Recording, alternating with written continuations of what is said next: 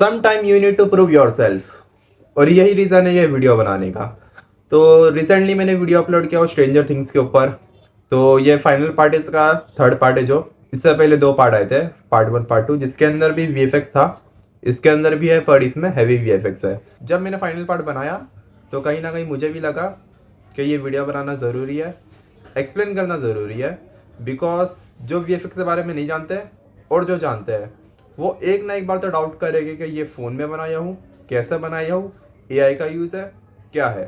तो इस वीडियो में मैं उसे ही एक्सप्लेन करने वाला हूँ। ये वीडियो काफ़ी लंबी होने वाली है, वीएफएक्स प्रोसेस पूरा समझाने वाला हूँ कैसे किया। मैं अपना बेस्ट देने की कोशिश करूँगा, फुली एक्सप्लेन करने की कोशिश करूँगा। अगर कुछ छूट गया तो आप कमेंट में पूछ सकते हैं मुझसे। मैं वीडियो के स्टार्टिंग में हमेशा लिख कर डाल देता हूँ क्रिएटेड इन स्मार्टफोन, बट कहीं ना कहीं मैं खुद डाउट करता हूँ कि ये ऑडियंस इस पर बिलीव करेगी क्या नहीं। क्योंकि ऐसा नहीं है कि मैंने इसमें एआई का यूज़ नहीं करा हूँ, मैंने करा हूँ, अच्छा खासा करा हूँ, बट फिर भी पूरी फ्रेम एआई से नहीं बनी हुई है, खुद बनाया हूँ। और कैसे बनाया हूँ वो आगे बताऊँगा। तो उससे पहले डिस्कस कर लेते हैं काम कैसा होता है। तो जो रिकॉर्डिंग होती है वो यही फ़ोन में करता हूँ, सैमसंग S24 FE, इसमें रिकॉर्ड करता हूँ। वीएफएक्स प्रोसेस जो है वो पूरा अलाइड मोशन में होता है, और उसके बाद जो 3D वर्क है वो प्रिज्मा 3D में होता है। और जो एडिटिंग का प्रोसेस है जहाँ पर साउंड डिज़ाइन होती है, कलर ग्रेडिंग, क्लिप एडजस्टमेंट, पूरा जो फाइनल आउटपुट निकल कर आता है वो कैपकट में मैं करता हूँ। और इस वीडियो में मैं सिर्फ अलाइड मोशन का प्रोसेस पूरा बताऊँगा, क्योंकि वीएफएक्स का मेन प्रोसेस है तो मैं वही बताऊँगा। किसी और दिन में साउंड डिज़ाइन को भी ब्रेक डाउन करूँगा अपनी में। तो ये वीडियो शुरू करते हैं। तो मैंने ओपन कर लिया ये अलाइड मोशन। तो यहाँ पर शुरू करते हैं सबसे पहले। तो डायरेक्ट जो प्रोजेक्ट्स है मैं वो आपको डायरेक्ट दिखाता हूँ अभी इसके अंदर। तो मैंने जैसे बताया था कि इसके अंदर एआई का यूज़ है, बट ज़्यादा नहीं है। अराउंड पूरी वीडियो जो है उसके अंदर 20-30% जितना एआई यूज़ हुआ है। एआई से सिर्फ मैंने ना मोस्टली नहीं, कम्प्लीटली इमेज ही जनरेट किया हूँ। बस बाकी सब जो है वो कंपोजिटिंग का काम है। तो सबसे पहले मैं लेयर सारे आपको बंद कर दिखाता हूँ, रुको। ये हमारी मेन लेयर हो गई। 1 मिनट।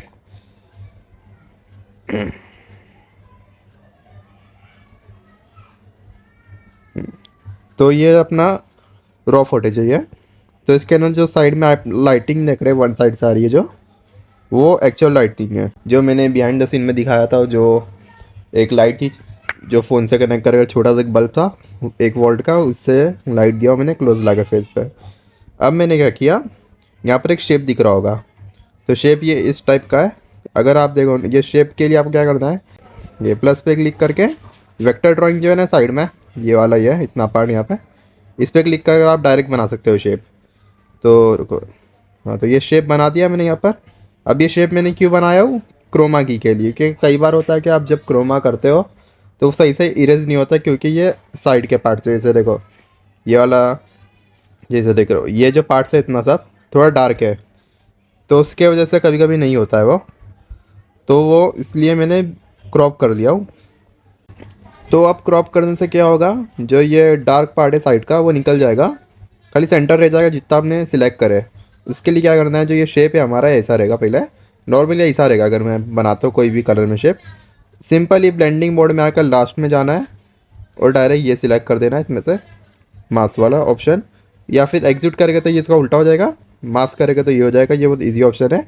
तो इतना एरिया है जो हाईलाइटेड है ग्रीन पार्ट, जो मैंने सिलेक्ट किया हो, जिसके लिए अब मैं क्रोमा से क्या करूँगा, डायरेक्ट से इरेज कर दूँगा। अब इरेज के बाद क्या सीन है, कई बार क्रोमा रह जाता है, जो ग्रीन पार्ट होता है क्रोमा का, हाइलाइट्स रह जाते हैं। ये वीडियो में नहीं है, इसके अंदर, पर बहुत सी वीडियो में रिफ्लेक्शंस आते हैं जब ग्रीन स्क्रीन लगाते हैं हम। तो उसके लिए ऑप्शन होता है की स्पीलर, आपको दिख रहा होगा ये की स्पील क्लीनर।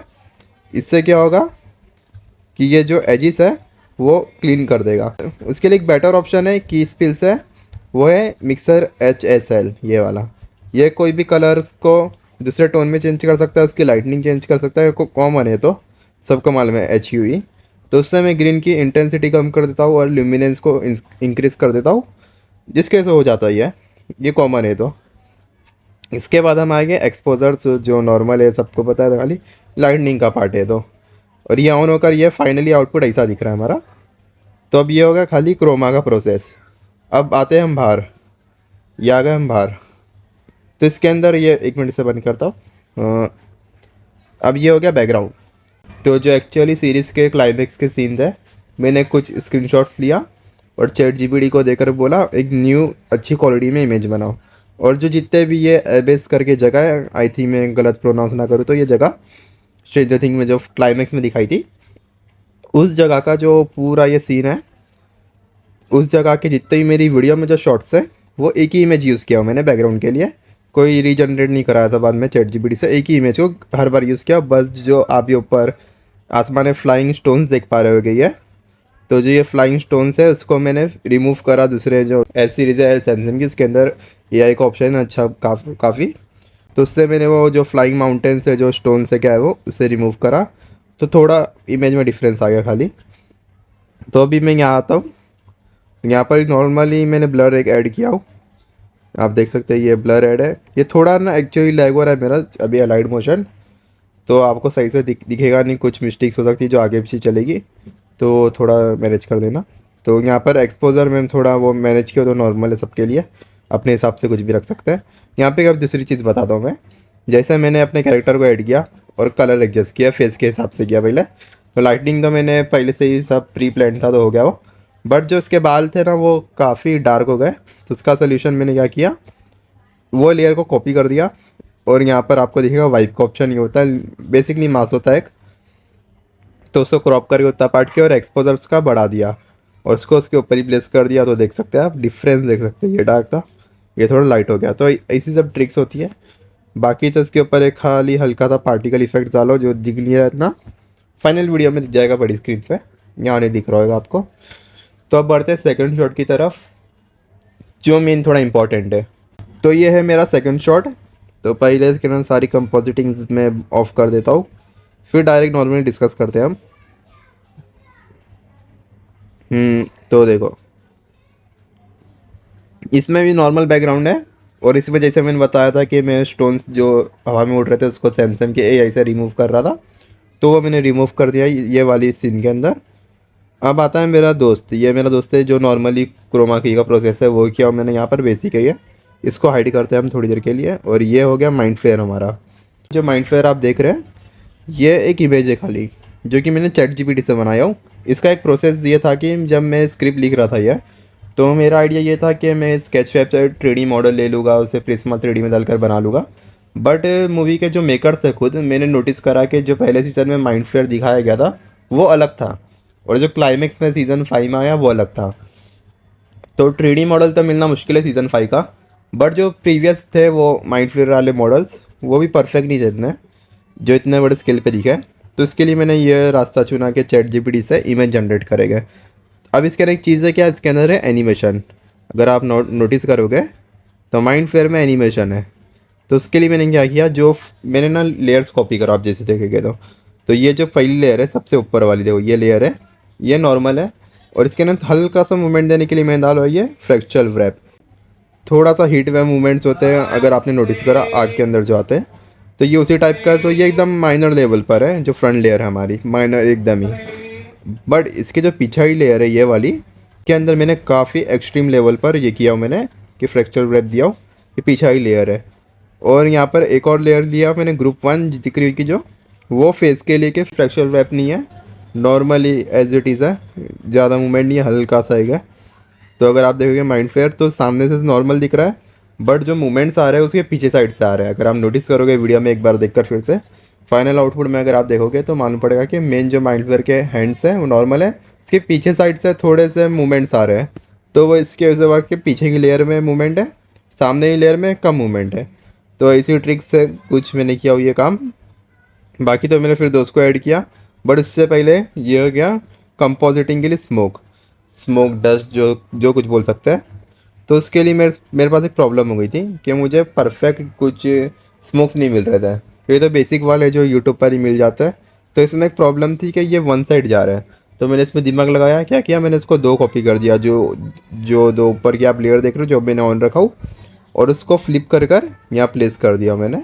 तो ये कुछ ऐसा मूवमेंट दिख रहा था वो, और ये बीच में जो 2 लेयर है मालूम पड़ रहा है कि 2 अलग अलग ओवर लेयर डाला हूँ मैंने, तो उसको हाइड करने के लिए ये मैंने अपने दोस्त को बीच में प्लेस कर दिया, जिसकी वजह से 2 अलग लेयर मालूम नहीं पड़ रही, और ये काफ़ी कूल दिख रहा है। और ये थर्ड वाला जो था उसके ऊपर डालो, देखो ये मेन लेयर पे। और एक चीज़ सबसे मेन बता दूँगा, मैं कैमरा का यूज़ करता हूँ 3D कैमरा, और 3D मूवमेंट्स यूज़ करता हूँ अलाइड मोशन में, और उसके बाद मैं यहाँ पर फोकस ब्लर यूज़ करता हूँ। तो ये नॉर्मल है कॉमन मूवीज़ में फोकस शिफ्ट करना, फ्रंट से बैकग्राउंड, बैकग्राउंड से फोरग्राउंड, फोरग्राउंड से बैकग्राउंड। तो वो ट्रिक यूज़ करता हूँ। कैमरा मूवमेंट जो कि काफ़ी मुझे सही लगता है, क्योंकि अगर आप सोचेंगे तो इसमें ये सिर्फ सब फोटोज़ है माइंड फ्लेयर की। जैसे कि मेरे दोस्त भी ज़्यादा मूवमेंट नहीं दे रहा है, माइंड फ्लेयर इमेज एक तो वीडियो में तो ये फ़ोटो टाइप ना लगे, वीडियो में थोड़ा लाइव दिखे, इसलिए यहाँ पर कैमरा मूवमेंट फोकस शिफ्ट करने से और थोड़ा लाइव मूवमेंट्स आते हैं। तो ये चीज़ का ध्यान रखना है वीडियो में। अगर आप फोटोज से कुछ बना रहे हो वीडियो में तो ये सब चीज़ें ट्राई करा करो, camera movement and focus shift and other effects, compositing, जैसे कि स्मोक उड़ रहा है तो ये लाइव दिख रहा है। अब हम बढ़ते हैं थर्ड शॉट की तरफ। तो अब मैं आ गया हूँ ये मेरे तीसरे शॉट पर। तो इसमें क्या है ना कि ये जो आप ग्राउंड देख रहे हो पहले, उससे मैं बताता हूँ। जो ग्राउंड आप देख रहे हो इसमें एक चीज़ पहले नोटिस कर लोगे, इसमें लेयर्स कितनी सारी है वो देख लो। अब ये इसमें आई थिंक सबसे ज़्यादा लेयर्स यूज़ हुई है अब तक की, क्योंकि शॉर्ट एक साथ है। फिर से एक्सप्लेन करता हूँ क्या है। जो आप ग्राउंड देख रहे हो पहले, जो लैंड, वो मैंने स्केचफैब से एक 3D मॉडल डाउनलोड करा और अपने हिसाब से लाइटनिंग एडजस्ट किया, कैमरा किया और उसे एक्सपोर्ट किया और चैट जीपीटी में डालकर उससे बोला रियलिस्टिक बनाने के लिए। तो आउटपुट ये निकला। तो वो भी एक इमेज ही है। और बाकी जो बीच में गेट है, जो पोर्टल दूसरे वर्ल्ड में जाने के लिए, अपसाइड डाउन में जाने के लिए जो पोर्टल है, वो पोर्टल के लिए मैंने क्या किया हूँ, एक बेसिक इमेज ले लिया मैंने गूगल से, जो क्रैक इमेज जो आपको मिल जाती है कहीं से भी, और इस इमेज को मैंने मास्क किया। जैसे कि मैंने फर्स्ट शॉट में बताया था, जो मैंने शेप डालकर मास्क किया था, वैसा उसका ऑपोजिट मैंने पहले बताया था आपको एक। तो वो मैंने कर पहले तो इसमें होल बना दिया एक। तो अगर आपको अगर मैं समझाऊँ, एक मिनट, थोड़ी सी कन्फ्यूज़न यहाँ पर मुझे होगी कि यहाँ पर लेयर बहुत सारी हो गई है। तो देखो ये ऐसा दिख रहा होगा, ये हो गया, वो इरेज हो गया उतना ही दिया मास्क करने से। उसके बाद मैंने क्या किया, एक और इमेज लिया और ये इमेज मैंने गूगल से ही लिया हो, कुछ जनरेट नहीं किया हो, डायरेक्ट गूगल से, और ये ऐसी बन गई। तो जो ये हाइलाइट्स बन रहे हैं एजिस पर फेस के, उसके लिए मैं क्या करता हूँ, 2 लेयर बना लेता हूँ पहले तो। जैसे कि अगर मैं, एक मिनट, अगर ये देख लो आप, ये और ये, मतलब ये और ये 2 लेयर को मैं एक्सप्लेन करता हूँ। जैसे कि ये नीचे ही लेयर है, इसके अंदर मैं ना रेड कर दिया मैंने अपनी पूरी इमेज को, पूरी और एकदम रेड कर दिया। और ये ऊपर हो गया फेदर। फेदर क्या होता है, नॉर्मली एजिस को थोड़ा सा इरेज कर देता है एजिस से। तो अगर मैं ऐसा करूँगा तो देखो नॉर्मल हो गया, बट जैसे मैंने इसे बढ़ा दिया तो ये एजिस इरेज हो गई। अब ये कैसा होगा कि नीचे ही लेयर जो है वो पूरी रेड है, तो अगर ऊपर वाली इमेज की एजिस इरेज होगी तो नीचे वाली हाईलाइट हो जाएगी, जिससे एजिस पर हाईलाइटेड बन जाएंगे। और ऐसा करके मुझे ये 3 लेयर में बटी हुई है, एक हाथ, एक राइट हैंड, एक लेफ्ट हैंड और एक फेस। तो ये इमेज 3 पार्ट में बटी हुई है, जिसके वजह से इतनी सारी लेयर बन गई कि मुझे हर किसी को सेपरेटली करना पड़ रहा है। और ये सीन काफ़ी ऑड दिख रहा है। इसमें एक प्रॉब्लम है, वो है हैंड्स की जो शेडो है वो बिल्कुल भी सही नहीं है। मैंने वो ट्राई करा, बट क्या होता है ना, कभी कभी फिल्म मेकिंग में कुछ ऐसे शॉट होते हैं जो नहीं बनते, तो उससे आप अवॉइड कर सकते हो। तो वही मैंने यहाँ पर किया हूँ, इससे इनको अवॉइड कर दिया हूँ। अब बढ़ते हैं चौथे शॉट की तरफ। तो यहाँ हम आ चुके हैं चौथे शॉट की तरफ। हमारे इसमें इतनी लेयर्स नहीं है, ये एकदम बेसिक है। सबसे पहला बेसिक तो क्रोमा की, जो स्पेशली पता है। और जो बैकग्राउंड इमेज है वो मैंने गूगल से क्या करा, 4-5 इमेजेस उठाया अपने हिसाब से, जो थोड़ी सी डे लाइट टाइम थी, डे लाइट नहीं बोल सकते, समझो 6 और 7 क्लॉक के अराउंड के जो टाइमिंग्स होते हैं वो टाइम की थी, सनसेट के बाद की। तो उससे मैंने चैट जीपीटी में एक प्रॉम्प्ट डाला कि ऐसे नाइट में कन्वर्ट करो और अच्छे से बना दो, तो नॉर्मल था बेसिकली। बट इसमें चैट जीपीटी ने एक प्रॉब्लम करा था, जो फ़ोटो है इसकी क्वालिटी बहुत ख़राब थी, बट मैं कुछ कर नहीं सका तो मैंने ले लिया ये वाली। और इसके बाद मैंने नॉर्मली क्रोमा की करके डाल दिया। और अगर आप देखें यहाँ पर एक रेलिंग लगी हुई है बालकनी टाइप जैसी, देखो ये वाली रेलिंग। तो ये मैंने क्या किया, स्केचफैब से 3D मॉडल डाउनलोड किया और यहाँ पर इसे प्लेस कर दिया। ये बेसिक है, थोड़ा इससे पूरा डार्क कर दिया मैंने। स्केचफैब में लाइटनिंग सेट नहीं किया कुछ, क्योंकि ये एंडिंग में डार्क ही हो जाना था पूरा, तो लाइटनिंग सेट नहीं किया मैंने इसके ऊपर। और जैसे देखेंगे तो अगर मैं वन करूँ तो एक्चुअल शॉट ये ब्लू है, मैं बताना भूल गया। और जो ये आपको दिख रहा है राउंड कर, ये कुछ नहीं है, बस एक शेप है नॉर्मली, जो मैंने लाकर सिर्फ प्लेस कर दिया हूँ। और उसका ब्लेंडिंग मोड मैंने रखा हूँ HUE कलर्स में, उसे रेड कर। और इसके बाद इस पर एक ब्लिंक दे दिया मैंने, प्लस ऑपेसिटी, जो वो थंडर टाइप ब्लिंक करे, ऊपर से डाल दिया मैंने, जिसके वजह से ये रेड ब्लिंक हो रहा है। और ये वाला मेरा वाला शॉट। और अगेन मैं बोल रहा हूँ ये शॉट बस स्टडी था, जिसके लिए मैंने क्या करा, कैमरा मूवमेंट दे दिया और फोकस शिफ्टिंग करा। बट आप अगर एक चीज़ नोटिस करोगे तो स्टार्टिंग में जो फोकस है कैरेक्टर पर है और एंडिंग में आते हुए बैकग्राउंड में चला गया। बट ये स्क्रिप्ट में कैसा था कि पहले बैकग्राउंड में था, फिर अपने फोरग्राउंड में अपने कैरेक्टर की तरफ आएगा। बट प्रॉब्लम क्या हो गई ना इसके अंदर की, मैंने जैसे बताया कि लो क्वालिटी जो जो फ़ोटो थी वो बहुत लो क्वालिटी जनरेट किया था चैट जीपीटी ने। तो जैसे यहाँ पर जूम इन है और ये काफ़ी एक्सट्रीमली पीछे आया है ये। तो अगर ज़्यादा और जूम कर दूँ और फोकस में बैकग्राउंड पर रखूँ तो क्लियरली विजिबल हो जाएगी, पिक्सेलेट हो जाएगा वो, जिसकी वजह से मुझे ब्लर करना पड़ा। पिक्सेलेट तो ये एंडिंग में भी हो ही रहा था बट इतना नहीं हो रहा था जो जूम में होना चाहिए, जो जूम में होता था। इसलिए मैंने इसे पीछे आने के बाद इस पर फोकस शिफ्ट किया। अब बढ़ते हैं नेक्स्ट शॉट की तरफ। तो ये वाला जो शॉट है वो स्क्रिप्टिंग के टाइम पर मेरा फेवरेट शॉट था। बट जब फाइनल आउटपुट आया तो थोड़ा मैं इससे इतना खुश नहीं हुआ। इसका एक रीज़न था, ये शॉट जो जो मैं चाहता था परफेक्टली बनाओ तो उससे कुछ प्रॉब्लम नहीं है। प्रॉब्लम एक्चुअली हुई क्या, मुझे लगा कि इसमें मैंने कुछ ज़्यादा एआई का यूज़ कर दिया, जो कि मैं हेट करता हूँ कि मतलब एआई का मतलब यूज़ करो तो हेल्प के लिए करो। बट ये शॉट में हेल्प भी थी बट कुछ ज़्यादा हेल्प हो गई एआई की। तो उसे एक्सप्लेन करता हूँ क्या रीज़न था। एक्चुअली मैं जो बनाना चाह रहा था वही बनाने के लिए एआई का यूज़ करना पड़ा एट दी एंड। तो ये मेरी रॉ फुटेज है। तो इसके लिए मैंने ट्राई करा स्टेडी कैमरा रखने का, बट हाथ से ही रिकॉर्ड किया, मैंने कोई ट्राईपॉड यूज़ करा। तो मैंने क्या करा, चैट जीपीटी को बोला इसे ट्रांसफॉर्म करो अपसाइड डाउन के थोड़ी थीम में। तो चैट जीपीटी तो बिल्कुल भी इतना सही नहीं कर रहा था उसे। बट एट दी एंड ये शॉट एक्चुअली बताना चाह रहा हूँ, ये शॉट जो है सबसे एंडिंग में बनाया मैंने एडिटिंग में, क्योंकि ये मैंने रिमूव कर दिया था क्योंकि ये बन ही नहीं रहा था पहली बात। फिर मैंने ऐसे ही सोचा कि क्या करूँ। जब फाइनल एडिटिंग कर रहा था मैं कैपकट में आकर क्लिप एक्जेस वो सब, तो उस टाइम पर मैंने क्या किया, जस्ट ऐसे ही जेमिनाई में डाल दिया ये इमेज को और उससे बोला अपसाइड डाउन में बनाओ। और एक्चुअली चैट जेमिनाई ने सही काम करा और मुझे फाइनल आउटपुट बहुत अच्छा दिया जेमिनाई ने। तो ये मैं बोल सकता हूँ उसने सही काम करा और आउटपुट मुझे सही दिया जेमिनाई ने। और वो आउटपुट ऐसा था कुछ। और इसमें एक चीज़ थी जो कोइंसिडेंटली हो गई, I think, I don't know. But आप अगर ये वाला जो रूट देख रहे हैं एकदम कैमरे के जो क्लोज है, ये एक्चुअली स्क्रिप्ट में लिखा हुआ था, मेरे को यही चाहिए था। और मैंने जैसे ही प्रॉम्प्ट डाला पहला और मुझे मिल गया यही वाला। आई डोंट नो कैसे मिला, क्योंकि मैंने बहुत बार चैट जीपीटी से कराया बट वो नॉर्मली भी नहीं बना पा रहा, ये तो दूर की बात है। बट जेमिनाई ने बना लिया, आई डोंट नो कैसे। मैं नॉर्मली जेमिनाई यूज़ नहीं करता, चैट जीपीटी यूज़ करता हूँ, फिर भी बन गया। बड़ा मेन प्रॉब्लम थी इसे रियल सीन के साथ कंपोजिट करना, क्योंकि ये तो एक इमेज है और मेरे पास एक वीडियो है जिसमें मैंने ट्राईपॉड भी नहीं यूज़ किया, हाथ से सिर्फ कैम रिकॉर्ड किया। और मैं इसे ट्रैकिंग कैसे करूँ और इसे मास्क कैसे करूँ, तो वो मेन प्रॉब्लम थी। बट एनी हाउ मैंने किया इसे एंडिंग तक। जो ये वाला मेरा शॉट है, मैंने क्या किया, सबसे पहले तो वाइप कर दिया, इतना इतना एरिया मैंने वाइप किया उसके अंदर। फिर नॉर्मली क्या किया मैंने, कलर्स किया। पहले मैंने क्या किया कि जो, एक मिनट मैं आपको एक चीज़ दिखाता हूँ इसके अंदर। तो ये हमारी एक्चुअल इमेज है, ये वाली जो इसने जनरेट करा था जिसे। तो उसने कलर ये वाला किया था। तो मैंने क्या करा, जो मेरी मेन फोटेजेस थी ये वाली, इसका जो कलर है पहले, वो जो जनरेटेड इमेज है एआई से, उसके क्लोज लाया कलर को। फिर दोनों को साथ साथ कर कर अपसाइड डाउन की ब्लू थीम में लेकर आया, क्योंकि कलर ग्रेडिंग दोनों की बहुत अलग थी। और मेन कलर ग्रेडिंग ही थी जो उसे ज्वाइन कर रही थी, मास और कलर ग्रेडिंग दोनों मिलकर, दोनों कॉम्बिनेशन जो था वो फाइनल आउटपुट के लिए बहुत हेल्पफुल था। और ये हो गया फाइनल, इधर आ गया मैं, और ये हो गया कंबाइन। अब कंबाइन के बाद जो आप एक चीज़ नोटिस करोगे, ये वाली स्काई वाली, कि नॉर्मली जो स्काई था उसके अंदर डार्क था काफ़ी। तो मैंने क्या करा, एक अलग से लेयर बनाया, क्रोमा की किया, जिसके ऊपर मैंने जो जेमिनाई ने इमेज दिया था उसके अंदर एक में क्रोमा की किया मैंने अलग से। तो आप अगर स्काई देखेंगे तो फिर से स्काई डाला हूँ मैंने, ये वही स्काई है जो मैंने स्टार्टिंग अपसाइड डाउन के शॉट में जनरेट किया था। ये वही वाला यही वाला शॉट है जिसको मैंने क्रोमा की के थ्रू स्काई में डाला, वो जो सही लग रहा है मुझे।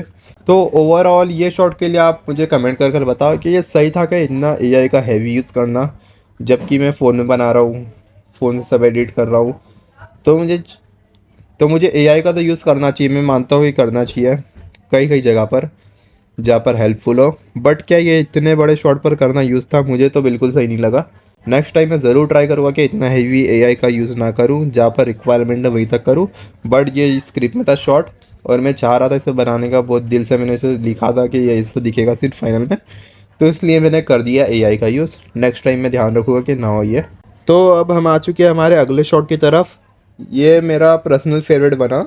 स्टार्टिंग में मेरा आइडिया नहीं था इतना कि ये इतना अच्छा बनेगा। पर्सनल फेवरेट का एक रीज़न है, वो है लाइटिंग, जो कि काफ़ी ज़्यादा हाईलाइट हो रही है यहाँ पर। इससे पहले ऑफ कर आपको इसका नॉर्मल आउटपुट बताता हूँ ये कैसे पूरा बना है। पूरा इसका बिहाइंड द सीन्स आपको दिखाता हूँ अब क्या सीन है।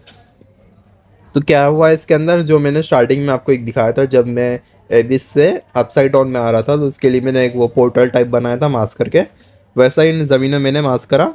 और ये जो आप ये वाली इमेज देख रहे हो लास्ट वाली, ये गूगल से डाउनलोड कर रहा था, मैंने इसे प्लेस कर दिया। बट इसमें एक चीज़ करा हूँ मैंने, जो है 3D फ्लिप्स, ये वाली लेयर्स है जो कि हल्की सी मैंने टिल्ट करा हुआ, आप जैसे देख सकते हैं ये स्केल सरफेस के हिसाब से इसे थोड़ा क्रॉस किया मैंने 3D में। बाकी इसके अंदर मेन अभी लाइटिंग की बात करते हैं जो सबसे इम्पोर्टेंट थी।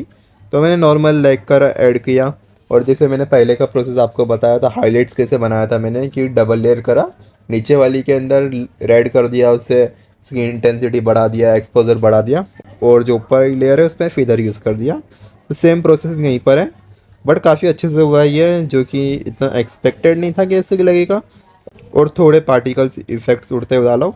और पार्टिकल्स में मैंने ध्यान दिया हो कि यहाँ पर एक ये 3 कलर ग्रेडियंट करके यूज़ करा हूँ मैंने, जिसमें क्या होगा कि मैंने इससे जो पार्टिकल्स है उसे रेड कर दिया। उसका रीज़न है कि जब लाइटनिंग आ रही है तो पार्टिकल्स पे रिफ्लेक्ट होना चाहिए। बट आप एक चीज़ नोटिस करोगे तो इसमें एक ऑप्शन है, first colour, mid colour, and colour. ये क्या होता है कि अपनी लेयर को 3 लेयर में डिवाइड कर देता है। मतलब ये कैसे बताओ आपको, रुको 1 मिनट। ये ऐसे टाइप में ये फर्स्ट, सेकंड, थर्ड 3 पार्ट में डिवाइड कर देता है अपनी लेयर को। तो फर्स्ट 2 है जो साइड के, मैंने इससे वाइट रखा हो, बीच में रेड रखा हो। उसका रीज़न ये है कि जो बीच में लाइटिंग आ रही है ना, तो उससे बीच में सिर्फ होना चाहिए रेड। तो इस टाइप के थोड़े से क्रिएटिव चॉइसेस कर रहा हूँ मैं यहाँ पर, जो कि काफ़ी अच्छा लग रहा है ये शॉर्ट। बट ये शॉर्ट में एक प्रॉब्लम है जो मैं आपको खुद मैं बता रहा था, और मैं यहाँ पर गलती कर रहा हूँ। एक्चुअली गलती नहीं है, ऑप्शन नहीं था कुछ, कि वो ये फ्रेम काफ़ी स्टेडी दिख रहा है। और ये ओवरऑल अगर नॉर्मली कोई देखे तो ये बोलेगा AI जनरेटेड है, बट इसमें AI का कुछ भी यूज़ नहीं है। ये सिर्फ PNGs इमेजेस उसी से बना है, AI का ज़ीरो यूजेस के अंदर। और मेन जो हाईलाइटेड AI बोल सकता है कोई इसे, वो रीज़न है हाईलाइट्स जो आ रहे हैं, जो ग्लो हो रहा है। बट वो पूरा मैंने क्रिएट किया हूँ अलाइड मोशन में, नॉर्मल है। तो अब बढ़ते हैं नेक्स्ट शॉट की तरफ। तो अब हम आ चुके हैं हमारे फाइनल शॉट की तरफ ये वीडियो के। आई होप आपको ये दिख रहा होगा स्क्रीन पर, क्योंकि मुझे तो नहीं दिख रहा यहाँ पर। तो इस सीन में एक्सप्लेन कर देता हूँ पहले। इस सीन में क्या है कि हमारा कैरेक्टर फोरग्राउंड में खड़ा है, सेंटर में है जो बीच में पोर्टल है, और पोर्टल के उस साइड डेमो गॉर्गन खड़ा है। बट इस सीन में एक प्रॉब्लम है कि डेमो गॉर्गन का फेस उस साइड है, वो इसे देख नहीं रहा। बट फाइनल आउटपुट में इतना ये समझ में नहीं आ रहा है कि उसका फेस किस साइड है, इसलिए वो कुछ रिएक्ट नहीं कर रहा है। उसका फेस उस साइड है, वो देख नहीं पा रहा है यहाँ पर। जो कि अगर आपको दिख रहा होगा तो देखो उसका फेस उस साइड है, जो कि 3D मॉडल है जो मैंने स्केचफैब से डाउनलोड किया था। स्केचफैब पर डेमोगॉर्गन के बहुत सारे 3D मॉडल्स अवेलेबल है, वो भी एनिमेशन के साथ।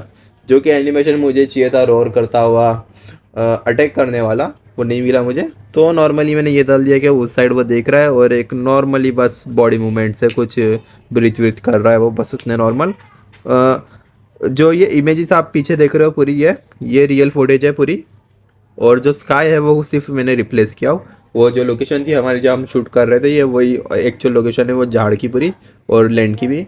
और जो पोर्टल वाला सीन है जो मैंने एक्सप्लेन किया था इससे पहले वाले शॉट में अभी, और हाईलाइटेड वाला जो कैरेक्टर के ऊपर है वही किया। और ये शॉट कुछ ज़्यादा मैंने डार्क कर दिया हो। एक्चुअली कंपोजिटिंग में होता है कि हम कुछ चीज़ें छुपाने के लिए कंपोजिट करते हैं। कंपोजिटिंग का मेन रीज़न ही होता है कुछ चीज़ें छुपा देना, अगर वो परफेक्टली नहीं हुई है तो वही बात, यहाँ पर काफ़ी चीज़ें परफेक्ट नहीं लग रही थी। जैसे कि डेमोगॉर्गन का पैर कांटेक्ट नहीं कर पा रहा था मेरे ज़मीन से, तो मैंने वो पूरा ब्लैकआउट कर दिया। और डेमोगॉर्गन के ऊपर आप एक रिफ्लेक्शन देख रहे होगे, जो मैंने प्रिज्मा 3D में जब मॉडल ऐड किया था, तो वहीं पर ही मैंने रिफ्लेक्शन रेड लाइट डाल दिया था, पॉइंट लाइट कर हो गया था उससे। और मैंने इसे सेम प्रोसेस है पूरा, इसके अंदर कोई डिफरेंस नहीं है। और इसमें वही फोकस शिफ्टिंग वाला सीन है, क्योंकि ज़्यादा कुछ मूवमेंट है नहीं शॉट के अंदर फिर से। तो ये परफेक्टली फोकस शिफ्टिंग के हिसाब से, कैमरा मूवमेंट के हिसाब से एकदम ये परफेक्ट शॉट है ये, जो कि ओवरऑल काफ़ी अच्छा लग रहा है। तो आई होप ये वीडियो आपको पसंद आई होगी, समझ में आई होगी जो मेन काम था। और अगर कुछ रह गया है तो आप कमेंट में पूछ सकते हैं मुझसे, मैं बता दूंगा वो। और आई होप मैं फ्यूचर में इस टाइप के ब्रेकडाउन वीडियोस बनाते रहूँ, VFX एक्सप्लेन करूँ, साउंड डिज़ाइन एक्सप्लेन करूँ, पूरा बिहाइंड द प्रोसेस एक्सप्लेन कर सकूँ। अगर मुझे टाइम मिला, अगर मैं सही से बना पाया वीडियो तो मैं ज़रूर बनाऊँगा। तो अब बस ये वीडियो यहीं पर ही एंड होती है।